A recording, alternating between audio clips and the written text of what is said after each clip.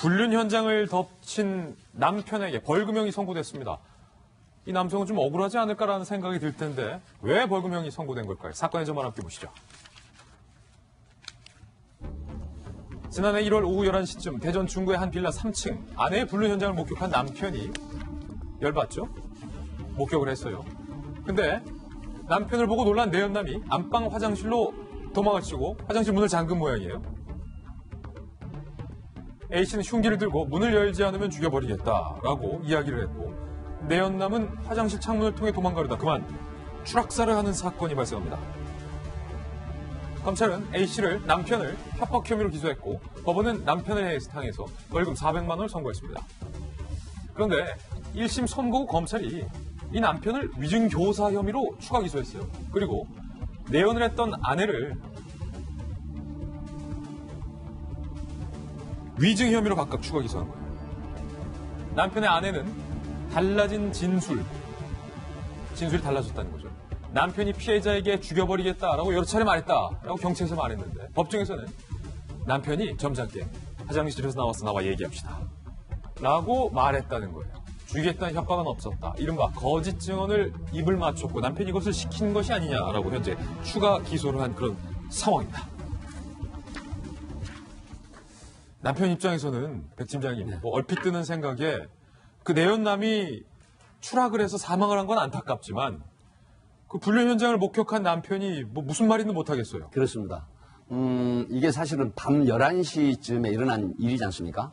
간통죄가 이혼으로서 폐지가 됐습니다.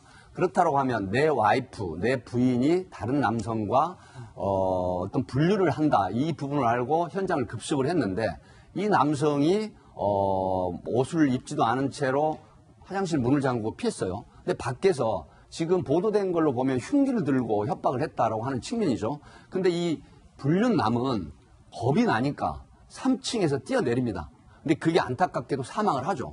남편 입장에서는 불륜남이 사망할 거라는 예상은 안 했을 거예요. 그러니까 화가 나고 정말 김진 앵커가 방금 말씀하셨지만 정말 하늘이 무너지는 그런 어떤 혼란한 그런 배신감을 느꼈겠죠.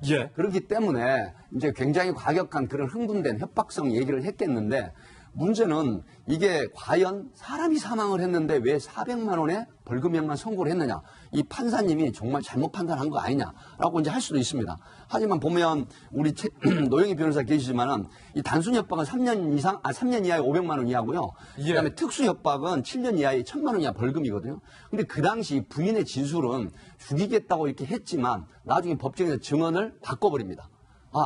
내가 불륜을 저지르다 불륜남이 사망을 했지만 또 남편은 나로 인해서 처벌을 받을 게 겁난단 말이죠. 그러니까 죽이겠다는 얘기 아니고 밖에서 나와라 좀 만나서 얘기하자라고 했다고 진술을 바꿔버리는 거죠. 그렇기 때문에 판사님 입장에서는 400만 원의 벌금형을 선고할 수밖에 없었다. 이런 측면인데 좀 막장 드라마 같긴 합니다. 그러니까 경찰에서 진술한 것은 나중에 법원에서 재판할 때 그것은 아니었다라고 말하게 되면 증거 능력이 없어요.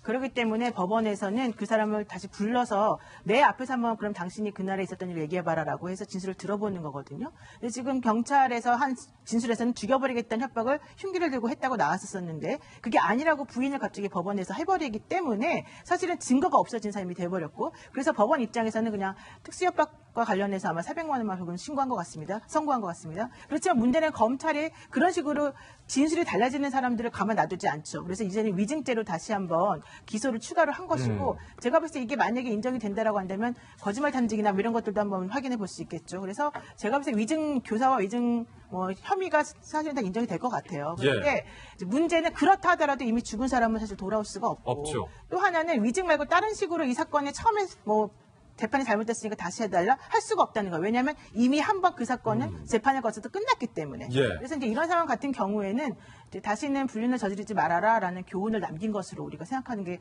가장 낫겠습니다. 훈훈한 마무리까지. 두 가지 사건 두 분과 함께 풀어봤습니다. 감사합니다.